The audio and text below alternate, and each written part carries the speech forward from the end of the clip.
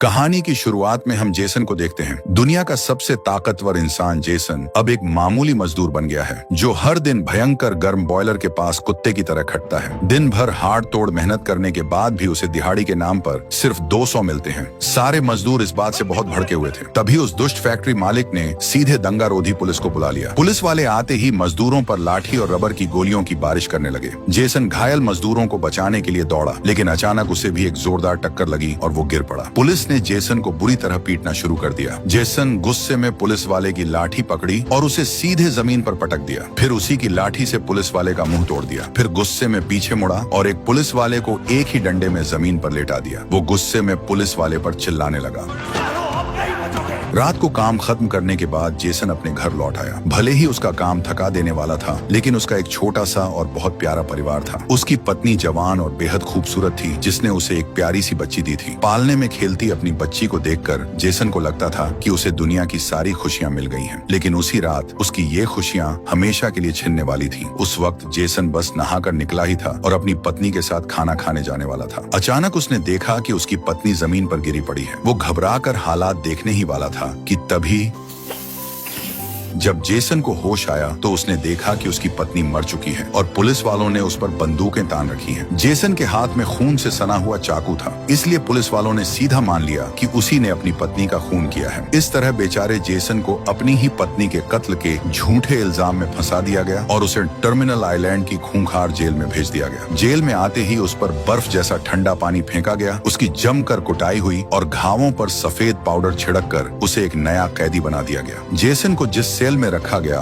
वहां पहले से 3 खूंखार गुंडे मौजूद थे, जो उसे बड़ी ही हवस भरी नजरों से घूर रहे थे। जैसे ही जेल का गार्ड वहां से गया, सेल के अंदर से मार धाड़ की भयंकर आवाजें आने लगी। गार्ड को लगा कि उन गुंडों ने जेसन की अच्छी खासी मरम्मत कर दी होगी। वो हंसता हुआ मजे लेने वापस आया, लेकिन अंदर का नजारा देखकर उसके होश उड़ गए। जेसन अपने दोनों हाथ जेब में डाले बड़े स्वैग से खड़ा था, जैसे उसे कोई हरा ही नहीं सकता। और वो तीनों खूंखार गुंडे जमीन पर चारों खाने चित पड़े थे। अगले दिन जेसन का नया चेहरा कैंटीन में आते ही सभी का ध्यान खींचने लगा और हर कोई उसी के बारे में बात कर रहा था, क्योंकि मजदूर बनने से पहले जेसन एक बहुत ही मशहूर चैंपियन रेसर हुआ करता था। शादी और बच्चा होने के बाद जेसन ने रेसिंग छोड़ दी थी। किसी ने सपने में भी नहीं सोचा था कि वो अब जेल में होगा। अचानक कुछ गंजे गुंडे वहां आ धमके और खाना खा रहे जेसन को घेर लिया। ये सब ब्रदरहुड गैंग से थे और साफ दिख रहा था कि वो जानबूझकर पंगा लेना चाहते हैं। एक गुंडे ने जेसन के खाने में जानबूझकर थूक दिया। तभी उन गुंडों का बॉस रेक्स भी वहां आ गया और जेसन के ठीक पीछे खड़ा होकर अपनी दादागिरी दिखाने लगा। लेकिन उसे ये नहीं पता था कि उसने आज किससे पंगा ले लिया है। जेसन उठा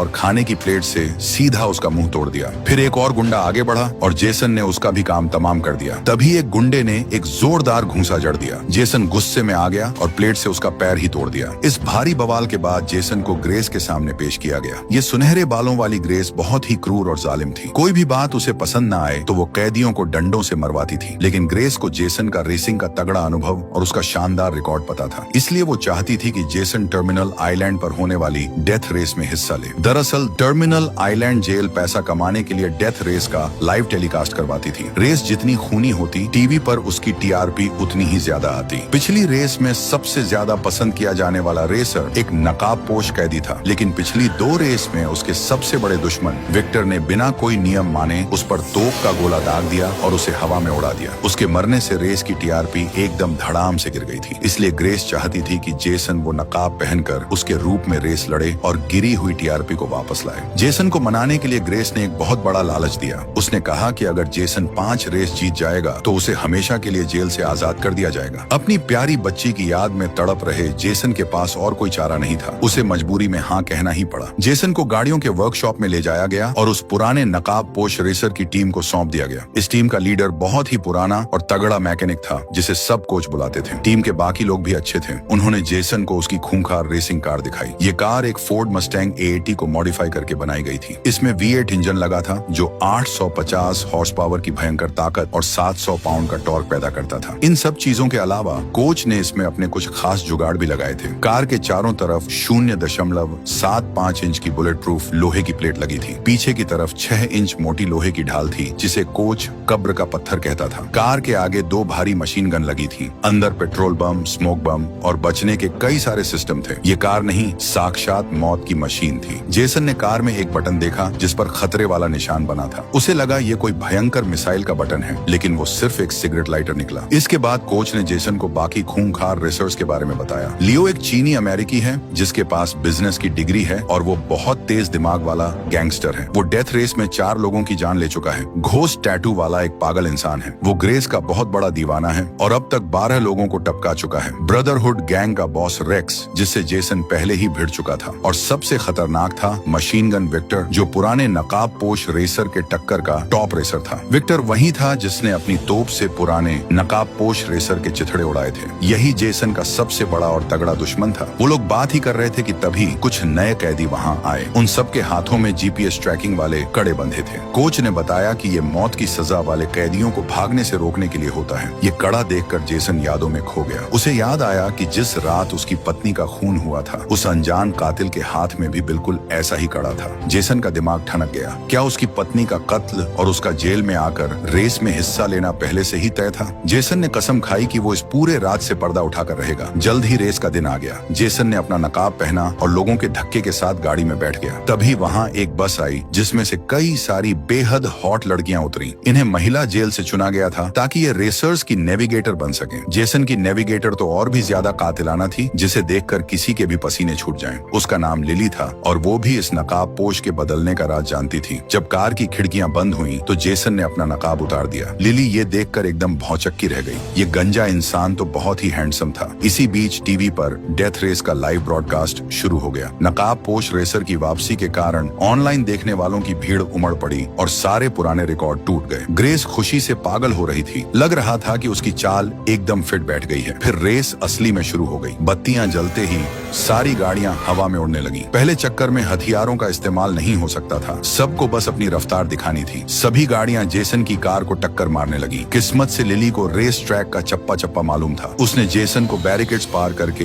एक खाली साइड वाले रास्ते पर जाने को कहा, जिससे जेसन ने अपनी रफ्तार बढ़ाई और एक झटके में कई कारों को पीछे छोड़ दिया। लेकिन विक्टर इतनी जल्दी हार मानने वाला नहीं था। उसकी गाड़ी एक भारी भरकम डॉज राम पिकअप थी। गाड़ी के आगे नुकीले कांटे लगे थे। दोनों तरफ भयंकर मशीन गन थी और छत पर रॉकेट लॉन्चर लगा था। वो एकदम खूंखार लग रही थी। उसने जेसन की कार में जोरदार टक्कर मारी। जेसन उसकी बराबरी नहीं कर पाया, इसलिए उसे तेजी से एक छोटे रास्ते की तरफ मुड़ना पड़ा। ब्रॉडकास्ट रूम में बैठी ग्रेस के आदेश पर कारों का हथियार सिस्टम ऑन कर दिया गया। अब रेसर्स को जमीन पर बने तलवार और ढाल वाले निशानों पर गाड़ी चढ़ानी थी। तलवार वाले बटन से हथियार मिलते थे और ढाल वाले से बचाव का सामान। एक खोपड़ी का निशान भी था जिस पर गाड़ी चढ़ाने का मतलब था सीधा काम तमाम। टैटू वाले आदमी घोस्ट ने अभी अभी एक घमंडी रेसर को मारा था और बहुत अकड़ रहा था, लेकिन गलती से वो विक्टर के आगे आ गया। विक्टर ने गुस्से में आकर अपना निशाना उसी पर साध लिया। हथियार का बटन मिलते ही विक्टर ने उस पर ताबड़तोड़ गोलियां बरसा दी, लेकिन घोस्ट को ढाल का बटन मिल गया और उसकी कार के पीछे से ढेर सारा गाढ़ा तेल निकलने लगा। विक्टर समय रहते हट नहीं पाया और उसकी गाड़ी बुरी तरह फिसलने लगी। अगले राउंड में घोस्ट खुशी से पागल हो रहा था। उसने फिर से हथियार का बटन लिया और आगे जा रहे लियो पर हमला बोल दिया, लेकिन उसे क्या पता था कि लियो अपनी कार के पीछे से ढेर सारे लोहे कांटे गिरा देगा, जिससे घोस्ट की कार के सारे टायर फट गए। पीछे से आ रही एक कार ने उसे जोर से टक्कर मारी और उसकी कार हवा में कई बार पलटी खा गई। लियो यहीं नहीं रुका। उसने सही मौका देखकर एक मिसाइल भी दाग दी। घोस्ट की गाड़ी के परखच्चे उड़ गए। वो बुरी हालत में रेंगता हुआ बाहर निकला, लेकिन उसका घमंड अभी भी कम नहीं हुआ था। अगले ही पल इस भयंकर सीन को देखकर टीवी की टीआरपी एकदम से फटकर आसमान छूने लगी। ग्रेस बड़ी चालाकी से मुस्कुराई। रेस आगे बढ़ती रही। जेसन को हथियार तो मिल गया, लेकिन उसकी बंदूक से गोली ही नहीं चल रही थी। लिली ने गजब की हिम्मत दिखाई और चलती कार की खिड़की से बाहर लटककर फंसी हुई मशीन गन को जोर जोर से पीटने लगी। पास वाली कार की लड़की भी बाहर निकलकर उन पर पागलों की तरह गोलियां बरसा रही थी। जेसन अपनी कार को दूसरी कार के पीछे छिपाने लगा, लेकिन मुसीबत तब हो गई जब विक्टर भी वहां आ धमका और उन पर लगातार गोलियां चलाने लगा। शुक्र है लिली ने सही टाइम पर मशीन गन ठीक कर दी और वो जल्दी से कार के अंदर वापस आ गई। जेसन और उसने एक दूसरे को देखकर स्माइल दी। समझ आ गया कि ये लड़की भी कोई मामूली लड़की नहीं है। विक्टर के तोप के गोलों से बचने के लिए जेसन ने डिफेंस बटन ले लिया, लेकिन अजीब बात यह थी कि कि कार में बचाव के लिए रखा हुआ तेल और बाकी सिस्टम काम ही नहीं कर रहा था। ऐसा लग रहा था कि ये कोई इत्तेफाक नहीं है। बाकी रेसर्स भी ये बात समझ गए। उन्होंने विक्टर को धक्का देकर रास्ते से हटाया और जेसन पर हमला कर दिया ताकि उसे खत्म कर सके। जेसन की कार का पिछला हिस्सा मार खा खा कर लगभग टूट चुका था। मेरे गोद में बैठ जाओ। क्या? लिली को लगा कि जेसन मरने से पहले मजे लेना चाहता है, लेकिन जेसन की नीयत खराब नहीं थी। उसने तो बस कार में लगा हुआ पेट्रोल बम बाहर फेंका था। इस तरह जेसन ने बड़ी चालाकी से अपने दुश्मन का काम तमाम कर दिया। ग्रेस जेसन के इस काम से बहुत खुश थी। इसके बाद जेसन ने गाड़ी की रफ्तार बढ़ाई और एक कार का पीछा करने लगा। उस कार में ब्रदरहुड गैंग का बॉस रेक्स था। उसने जेसन की तरफ हाथ से एक ऐसा इशारा किया जिससे जेसन को बाहर से आए उस कातिल की याद आ गई। जेसन का ध्यान जैसे ही भटका, विक्टर ने उसे जोरदार टक्कर मारकर रेस से बाहर कर दिया। इसीलिए जेसन ये रेस हार गया और छठे नंबर पर रहा। रेस खत्म होने के बाद जब जेसन कार को वापस वर्कशॉप लाया तो कोच ने कार चेक की। उसने देखा कि कार में बचाव वाला तेल एकदम फुल भरा हुआ था। फिर रेस के टाइम वो काम क्यों नहीं किया? जब सब लोग जोर लगाकर इस बारे में सोच रहे थे तो दूसरी तरफ जेसन को पूरी बात समझ आ गई थी। उसे झूठे इल्जाम में फंसाने का काम पक्का उसी ग्रेस का है। उसी ने जेसन की पत्नी को मरवाया और इल्जाम उस पर डाल दिया, सिर्फ इसलिए ताकि जेसन इस डेथ रेस में हिस्सा ले सके। जब ग्रेस ने जेसन को अगली रेस के लिए बुलाया तो जेसन ने साफ मना कर दिया, लेकिन वो चुड़ैल बहुत तेज निकली। उसने जेसन की बेटी की फोटो निकालकर सामने रख दी। इस समय उसकी बेटी को किसी ने गोद ले लिया था और सिर्फ ग्रेस को उसकी बेटी का पता मालूम था। जेसन गुस्से से आग बबूला हो गया, लेकिन इस धमकी के आगे उसे मजबूर होकर रेस के लिए हाँ कहना ही पड़ा। जेसन समझ गया था कि उसे किसी भी तरह इस जेल से भागने का रास्ता खोजना ही होगा और अपनी बेटी के पास वापस जाना होगा, और अपनी पत्नी को मारने वाले कातिल को तो वो बिल्कुल नहीं छोड़ेगा। इसीलिए रात के अंधेरे में जब सब सो रहे थे, जेसन अकेला ब्रदरहुड के बॉस रेक्स के वर्कशॉप में घुस गया। लेकिन वो लोग पहले से तैयार बैठे थे। गंजे गुंडे डंडे लेकर जेसन के पेट में भयंकर मुक्के बरसाने लगे। दर्द के मारे जेसन ने अपनी गर्दन पकड़ ली। रेक्स भी भाग कर आ गया। वो कैंटीन वाली लड़ाई का बदला लेना चाहता था। उसने एक बड़े से बिजली वाले डंडे से जेसन पर जोरदार वार किया। गुंडों से घिरा जेसन वापस मार नहीं पा रहा था। रेक्स ने फिर से हमला किया और एक जोरदार लात मारी, जिससे जेसन का सिर चकरा गया और वो लगभग बेहोश होने वाला था। रेक्स बस आखिरी वार करने ही वाला था कि अचानक वो दर्द से चीख पड़ा और रुक गया। असल में जेसन की टीम के मोटे लड़के ने पीछे से हमला कर दिया था। रेक्स गुस्से में पागल होकर मोटे लड़के की तरफ झपटा। जेसन को मौका मिल गया। उसने जमीन से लोहे का एक भारी टुकड़ा उठाया और वहां खड़े गार्ड के पैर पर पूरी ताकत से दे मारा। जेसन अब पूरी तरह आजाद था और उसने अपने हाथ पैर खोल लिए। उसने जमीन पर पड़ा लाल रंग का फायर एक्सटिंग्विशर उठाया और एक ही झटके में एक गुंडे का सिर फोड़ दिया। जेसन के हाथ में सिलेंडर देखकर छोटे गुंडे पीछे हटने लगे। जेसन ने एक गुंडे को दीवार से सटाया और ऐसा जोरदार राइट हुक मारा कि उसका चेहरा खून से नहा गया। जेसन उसे छोड़ना नहीं चाहता था। वो गुंडे की तरफ तेजी से झपटा। जेसन ने फिर से एक जोरदार वार किया और लगातार हमले करता रहा। उसके बाद एक तगड़ी साइड किक भी मारी। जेसन ने देखा कि छोटा गुंडा उड़कर दूर जा गिरा है। छोटे गुंडे को आखिरकार डर लग गया था। जेसन साक्षात यमराज लग रहा था। उसने वर्कशॉप का एक भारी टूल बॉक्स उठाया और छोटे गुंडे की पीठ पर दे मारा। इससे तो उसकी सारी हड्डियां ही सीधी हो गई होंगी। जेसन अभी भी उसे बख्शने के मूड में नहीं था। उसने उसकी सस्ती बनियान पकड़ी, उसे हवा में उठाया और दूर फेंक दिया, जिससे वो पास के लोहे के रैक पर जा गिरा। इसके बाद उसने गुंडे को बाहर खींचा और उस पर आखिरी वार करने के लिए तैयार हो गया। छोटे गुंडे ने हार मान ली और सारा सच उगल दिया। जेसन का शक एकदम सही था। ग्रेस ने ही उसे ये सब करने का हुक्म दिया था। जेसन को सच तो पता चल गया था, लेकिन वो उसे ऐसे ही छोड़ने वाला नहीं था। वो बस वार करने ही वाला था कि पीछे से एक गार्ड ने स्टन गन चला दी और जेसन वहीं बेहोश हो गया। बाद में जेसन को वापस उसकी काल कोठरी में डाल दिया गया ताकि वो दूसरी रेस की तैयारी कर सके। जैसे ही लाइट जली, सारी गाड़ियां तेजी से निकल गईं, लेकिन जेसन की गाड़ी अपनी जगह से हिली तक नहीं। जब सब काफी आगे निकल गए, तब जेसन ने धीरे धीरे गाड़ी आगे बढ़ाई। दूर खड़े कोच को कुछ समझ नहीं आ रहा था कि ये क्या हो रहा है। असल में जेसन ये सब अपनी बगल में बैठी लिली के लिए कर रहा था। उसने गाड़ी को एक कारखाने में घुसा दिया। उसने लिली की सीट का इजेक्शन लीवर जोर से पकड़ लिया और उसे सच बोलने के लिए धमकाया। पिछली रेस में उसकी गाड़ी के सिस्टम काम क्यों नहीं कर रहे थे? क्या इसमें लिली का हाथ था? लिली पहले तो मानना नहीं चाहती थी, लेकिन जान को खतरे में देखकर उसने सच उगल दिया। उसने माना कि ये सब उसी ने किया था, लेकिन ग्रेस की धमकी की वजह से। ग्रेस का मकसद था कि जेसन रेस हार जाए ताकि वो जेल में ही रहे और जिंदगी भर उनके लिए रेस लड़ता रहे। सच जानने के बाद जेसन ने गाड़ी की पूरी रफ्तार बढ़ा दी। उसने नाइट्रस बूस्टर चालू किया और गाड़ी एकदम रॉकेट की तरह पलक झपकते ही बाकी रेसर्स के पास पहुंच गई। उसने ऊपर बैठी ग्रेस को घूर कर देखा और कसम खाई कि इस चुड़ैल से वो बदला लेकर रहेगा। फिर उसने विक्टर को जोरदार टक्कर मारी। विक्टर जब तक कुछ समझ पाता वो सड़क के किनारे जा गिरा। जेसन ने उसे ज्यादा नहीं मारा क्योंकि जेसन का असली निशाना रेक्स था, वही आदमी जिसने उसकी पत्नी को मारा था। जेसन रेक्स के बिल्कुल करीब पहुंच गया। दोनों कारें आपस में भिड़ गईं और चिंगारियां उड़ने लगीं। लिली चीखकर जेसन को ढाल लेने को कह रही थी, लेकिन जेसन ने उसकी एक नहीं सुनी और सीधे हथियार वाला बटन ले लिया। वो अपना बदला लेने के लिए पूरी तरह तैयार था। उधर रेक्स को भी हथियार मिल गया और उसने जेसन पर ताबड़तोड़ गोलियां बरसानी शुरू कर दी। किसी ने सपने में भी नहीं सोचा था कि जेसन छिपने के बजाय अपनी कार को उल्टा घुमाएगा और रेक्स की कार पर लेजर तोप से फायरिंग करने लगेगा। जेसन की कार बैक गियर में दौड़ रही थी और दोनों तरफ से भयंकर गोलीबारी हो रही थी। थोड़ी देर में जेसन को डिफेंस का बटन मिल गया। उसने तुरंत कार घुमाई और स्मोक बम चालू कर दिया। कार के पीछे से इतना भयंकर काला धुआं निकला कि रेक्स की पूरी कार उसमें छिप गई। उसे 1 इंच आगे का रास्ता नहीं दिख रहा था।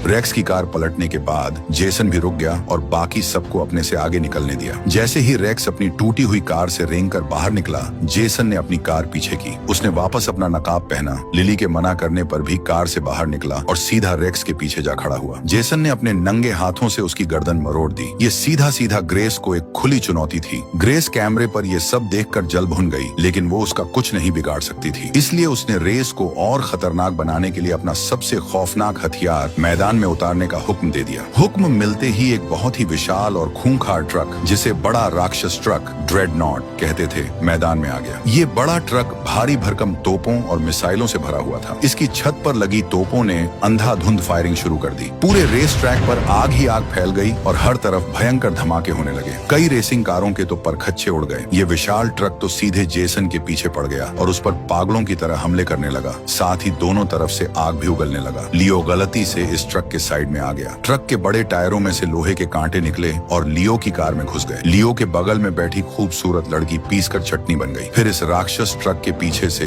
एक कांटेदार मोटी जंजीर निकली और उसने लियो की कार को जकड़ लिया। ट्रक की टोप सीधा उसकी तरफ घूम गई और लियो को अपनी मौत माननी पड़ी। अब मैदान में सिर्फ जेसन और विक्टर बचे थे। जेसन ने मोटे लड़के को कॉल किया और कहा कि विक्टर को मैसेज दे कि हम दोनों को मिलकर इस बड़े राक्षस का काम तमाम करना होगा। उन दोनों ने मिलकर ट्रक के जोरदार हमलों का सामना किया और किसी तरह अपनी गाड़ियां उस विशाल ट्रक के बिल्कुल आगे ले आईं। दोनों ने अपनी कारों की रफ्तार एक बराबर की और एक ही समय पर ट्रैक पर बने मौत की खोपड़ी वाले बटन को दबा दिया। ग्रेस का वो सबसे बड़ा हथियार इतनी आसानी से चकनाचूर हो गया। जेसन ने ये रेस जीत ली। जेल के सारे कैदी खुशी से झूम उठे और जेसन के लिए तालियां पीटने लगे, लेकिन ऊपर बैठी ग्रेस का चेहरा गुस्से से पीला पड़ गया था। उसे अब जेसन को इस रेस में लाने पर पछतावा हो रहा था, क्योंकि मामला अब उसके हाथ से बाहर जा रहा था। उसने कसम खाई कि अगली रेस में वो जेसन को किसी भी कीमत पर खत्म कर देगी। वैसे भी दुनिया वालों को तो सिर्फ नकाब से मतलब है, अंदर कौन है इससे उन्हें क्या फर्क पड़ता है। फाइनल रेस से पहले उसने सारे कैदियों की एक मीटिंग बुलाई। जब वर्कशॉप में कोई नहीं था तो उसने अपने गुंडों से जेसन की कार के नीचे एक खतरनाक बम लगवा दिया। मीटिंग में ग्रेस ने सबके सामने ऐलान किया कि जो भी ये आखिरी रेस जीतेगा उसे हमेशा के लिए जेल से आजाद कर दिया जाएगा। लेकिन जेसन अंदर की सारी सच्चाई जानता था। इतने सालों में कोई भी यहाँ से जिंदा वापस नहीं गया था। सामने खड़ी वो औरत पूरी तरह से धोखा दे रही थी। मीटिंग खत्म होने के बाद कोच ने जेसन को एक वीडियो क्लिप दिखाया। ये वही वीडियो था जिसमें घोस्ट की कार पलटकर चकनाचूर हुई थी। जेसन तुरंत कोच का इशारा समझ गया। यही वीडियो क्लिप इस जेल से भागने का असली मास्टर प्लान था। इसलिए जेसन अकेला विक्टर की वर्कशॉप में गया और उसे पूरी सेटिंग कर ली। कुछ ही देर बाद डेथ रेस का फाइनल मुकाबला आ गया। अब मैदान में बस 2 ही लोग अपनी जान की बाजी लगाने के लिए बचे थे। जेसन को हराने के लिए विक्टर की गाड़ी में रॉकेट लॉन्चरों की एक पूरी लाइन लगा दी गई थी, जो किसी भी ढाल को चीर सकती थी और बेहद खतरनाक थी। जेसन भी अपनी कार में बैठ गया। लिली फिर से उसके साथ बैठ गई, लेकिन इस बार लिली ने ग्रेस के बम वाले प्लान के बारे में जेसन को पहले ही बता दिया था। ऐसा लग रहा था कि लिली अब जेसन की पक्की दीवानी बन चुकी थी। रेस शुरू होते ही दोनों गाड़ियां हवा से बातें करने लगी, लेकिन बेईमान जेल गार्ड्स ने चुपके से जेसन की कार के हथियार वाले बटन बंद कर दी और सारी पावर विक्टर को दे दी। अब ये रेस नहीं, बस एक तरफा कुटाई बन गई थी। सबसे बुरी बात ये थी कि जेसन का बचाव वाला डिफेंस बटन भी काम नहीं कर रहा था। लग रहा था कि जेसन का हारना अब पक्का है। विक्टर खुशी से पागल हो गया और उसने जेसन पर गोलियों की बारिश कर दी। ऐसे में जेसन क्या करता? उसने अपनी कार के पीछे लगी लोहे की ढाल को रास्ते पर गिरा दिया। विक्टर बहुत फुर्तीला निकला। उसने कार को कट मारकर बचा लिया। जेसन तेजी से कार भगाता रहा और आखिरकार उसे एक चालू डिफेंस बटन दिख ही गया। जेसन जैसे ही उस बटन को दबाने वाला था, तभी पीछे से एक जोरदार तोप का गोला आया और उसने उस बटन के ही चीथड़े उड़ा दिए। ये गोला विक्टर ने ही दागा था। वो रेस खत्म करना चाहता करता था और उसने जेसन पर कई मिसाइलें दाग दी। मिसाइलें जेसन की कार को छूती हुई निकली और सीधे सामने वाली दीवार से जा टकराई, जिससे जोरदार धमाका हो गया। लेकिन जेसन रुका नहीं। वो कार भगाता हुआ सीधा उस आग के गोले में घुस गया और इसी के साथ जेसन की कार जेल की दीवार तोड़ते हुए बाहर निकल गई और उसके पीछे पीछे विक्टर भी आ गया। असल में ये सब इन दोनों का पहले से बनाया हुआ प्लान था ताकि वो दीवार तोड़कर आजाद हो सके। दोनों गाड़ियां पूरी रफ्तार से सामने वाले पुल की तरफ दौड़ पड़ी। ग्रेस गुस्से से पागल हो गई। उसे सरेआम बेवकूफ बनाया गया था। उसने तुरंत लाइव टेलीकास्ट कटवा दिया और अपने गार्ड्स को हुक्म दिया कि बाहर जाकर उन दोनों को पकड़ लाएं। तभी ग्रेस को याद आया कि उसके पास अभी भी एक आखिरी चाल बाकी है। जेसन की कार के नीचे लगा वो बम। वो जल्दी से रिमोट लेकर आई ताकि बटन दबाकर उस नाफरमान रेसर का काम तमाम कर सके। कोई बहुत गुस्से में होगा इस वक्त। मेरी गाड़ी से कोई पंगा नहीं ले सकता। असल में कोच ने बहुत पहले ही उस बम को बदलकर दूसरा लगा दिया था। ग्रेस का गुस्सा 7वें आसमान पर पहुंच गया और उसने हेलीकॉप्टर बुलाने का आदेश दिया। इधर दोनों गाड़ियों के पीछे दर्जनों पुलिस की गाड़ियां लगी हुई थी। लिली डर गई कि अब वो लोग कैसे बचेंगे, लेकिन जेसन को पूरा भरोसा था। उसने लिली को सामने वाला लीवर खींचने को कहा। दरअसल जेसन ने भागने में आसानी के लिए बहुत पहले ही कार में 5 किलो का पेट्रोल बम सेट कर दिया था। इस तरह दोनों कारों ने बड़ी आसानी से पुलिस की सारी नाकेबंदी तोड़ दी। सुरक्षित जगह पर पहुंचने के बाद जेसन और विक्टर ने एक दूसरे को अलविदा कहा और दोनों अलग अलग भागने लगे। हालात देखकर ग्रेस ने जेसन को पकड़ने का फैसला किया, लेकिन जेसन को पकड़ना इतना आसान नहीं था। उसने लिली की आंखों में देखा और कार से छलांग लगाकर गायब हो गया। लिली कार को भगाती रही। आसमान में उड़ रहे हेलीकॉप्टर से कुछ साफ नजर नहीं आ रहा था, इसीलिए वो उसी कार का पीछा करते रहे। लिली ने एक सुनसान जगह पर कार रोकी, अपना नकाब पहना और कार की छत पर चढ़ गई। पुलिस वालों ने तुरंत उसे चारों तरफ से घेर लिया। उन्हें क्या पता था कि असली जेसन और विक्टर दोनों एक ट्रेन में छिपकर हमेशा के लिए वहां से आजाद हो चुके थे। दोनों खुश तो बहुत थे, लेकिन उन्हें बस इसी बात का अफसोस था कि वो अपने हाथों से उस ग्रेस को नहीं मार पाए। उधर ग्रेस को लग रहा था कि उसने जेसन को पकड़ लिया है। वो घमंड से मुस्कुरा रही थी। तभी एक गार्ड उसे जीत की खुशी में एक गिफ्ट बॉक्स देकर गया। उसने खुशी खुशी बॉक्स खोला, लेकिन अंदर देखते ही उसकी आंखें फटी रह गईं। उसमें एक बम था। ये असल में कोच का भेजा हुआ तोहफा था। 6 महीने बाद मैक्सिको में जेसन और विक्टर ने मिलकर एक कार रिपेयर शॉप खोल ली थी। वो लोग रेसिंग के दीवानों की कारों को मॉडिफाई करते थे, जो खुद को परिवार कहते थे। अचानक वहाँ एक स्पोर्ट्स कार आकर रुकी और उसमें से एक हॉट लड़की उतरी। ये कोई और नहीं बल्कि लिली थी। उसने जेसन को बड़े प्यार से गले लगा लिया। इसके बाद जेसन अपनी बच्ची को भी वहाँ ले आया। ऐसा लग रहा था कि शायद अब से इस छोटी बच्ची को एक नई माँ मिल जाएगी। इसी के साथ डेथ रेस फिल्म की कहानी यहीं खत्म होती है। दोस्तों, इसे बनाने में बहुत मेहनत लगी है, तो जल्दी से लाइक, शेयर और सब्सक्राइब कर देना।